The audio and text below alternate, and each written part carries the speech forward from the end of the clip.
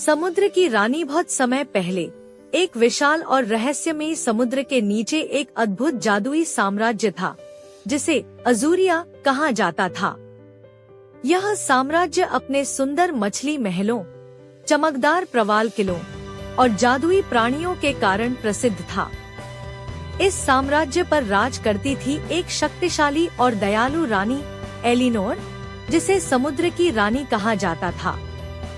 उसकी जादुई शक्ति से ही समुद्र शांत रहता था और उसका साम्राज्य खुशहाली से भरा रहता था। समुद्र की रानी के पास एक रहस्यमयी मोती था, जिसे नीलम मोती कहा जाता था। यह मोती समुद्र की सभी जादुई शक्तियों का स्रोत था। इसी मोती से समुद्र की लहरें नियंत्रित होती थी और इसके बिना समुद्र में तूफान और तबाही मच सकती थी। लेकिन किसी को भी इसका सटीक स्थान नहीं पता था, क्योंकि रानी ने इसे सबसे सुरक्षित जगह पर छिपाकर रखा था। समुद्र के ऊपर की दुनिया में एक छोटा मछुआरा गांव था, जहां एक साधारण युवा लड़का कैरन रहता था। कैरन का सपना था कि वह समुद्र के गहरे रहस्यों को खोज निकाले और दुनिया का सबसे महान खोजकर्ता बने। उसकी दादी उसे समुद्र की रानी और अजूरिया के किस्से सुनाया करती थी, लेकिन कैरन को इन सब पर कभी विश्वास नहीं हुआ। उसे लगा कि ये सिर्फ दादी की पुरानी कहानियां हैं। एक दिन समुद्र में एक भयानक तूफान उठा। लहरें आसमान छूने लगी और समुद्र का पानी पूरे गांव में फैल गया। कैरन के गांव के लोग डर गए और समझ नहीं पाए कि यह तूफान अचानक कैसे आ गया। उसी रात कैरन को एक अद्भुत सपना आया। उसने देखा कि एक सुंदर, रोशनी से चमकती महिला, समुद्र की रानी, उससे मदद की गुहार लगा रही थी। उसने कहा, अजूरिया संकट में है। नीलम मोती चोरी हो गया है और समुद्र अब विनाश की ओर बढ़ रहा है। केवल तुम ही इसे रोक सकते हो।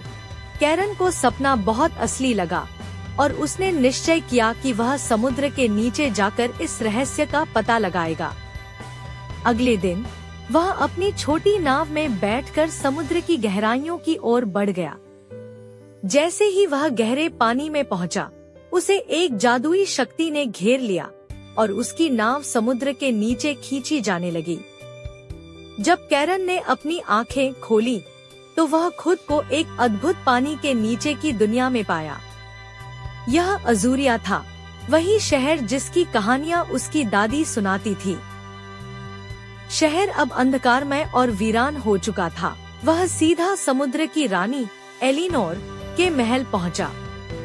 रानी ने उसे बताया कि अजूरिया का सबसे बड़ा दुश्मन डार्कफिन, एक काला जादूगर जिसने सदियों पहले समुद्र पर कब्जा करने की कोशिश की थी, लौट आया है। उसने नीलम मोती चुरा लिया है और अब समुद्र की शक्तियों का दुरुपयोग करके पूरे समुद्र और सतह की दुनिया को नष्ट करना चाहता है। कैरन ने रानी से कहा, मुझे बताओ कि मैं क्या कर सकता हूँ। मैं नीलम मोती वापस लाने के लिए कुछ भी करूँगा। रानी ने उसे एक जादुई त्रिशूल दिया, जो केवल सच्चे हृदय वाले और साहसी व्यक्ति द्वारा संचालित हो सकता था। इस त्रिशूल की शक्ति से कैरन डार्कफिन का सामना कर सकता था। कैरन की यात्रा खतरनाक थी। उसे जादुई जीवों से लड़ना पड़ा, गहरे समुद्र की अंधेरी गुफाओं में जाना पड़ा और कई बार लगा कि वह हार जाएगा। लेकिन उसकी हिम्मत और दिल में बसी दादी की कहानियों ने उसे कभी हारने नहीं दिया। अंततः वह डार्कफिन के गढ़ तक पहुंचा। वहां उसने डार्कफिन को नीलम मोती के साथ पाया। डार्कफिन ने कैरन का मजाक उड़ाते हुए कहा, तुम जैसे छोटे इंसान मुझे नहीं रोक सकते। यह मोती अब मेरा है और मैं इसे कभी नहीं लौटाऊंगा। लेकिन कैरन ने बिना किसी डर के अपने त्रिशूल से डार्कफिन पर हमला किया। दोनों के बीच एक भयंकर लड़ाई हुई। कैरन की सच्ची हिम्मत और विश्वास ने उसे विजयी बनाया। उसने डार्कफिन को पराजित किया और नीलम मोती वापस ले लिया।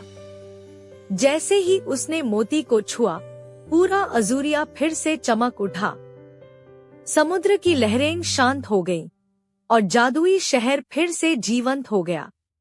कैरन नीलम मोती को लेकर समुद्र की रानी के पास लौटा। एलिनोर ने उसकी बहादुरी और त्याग की सराहना की। उसने कहा, तुमने न केवल अजूरिया को बचाया बल्कि समुद्र के सभी जीवों की रक्षा की। तुम्हारा नाम अब सदियों तक इस समुद्र में गूंजेगा। रानी ने कैरन को समुद्र का संरक्षक बना दिया और उसे एक विशेष शक्ति दी, जिससे वह समुद्र और सतह की दुनिया दोनों में रहने की क्षमता पा सका।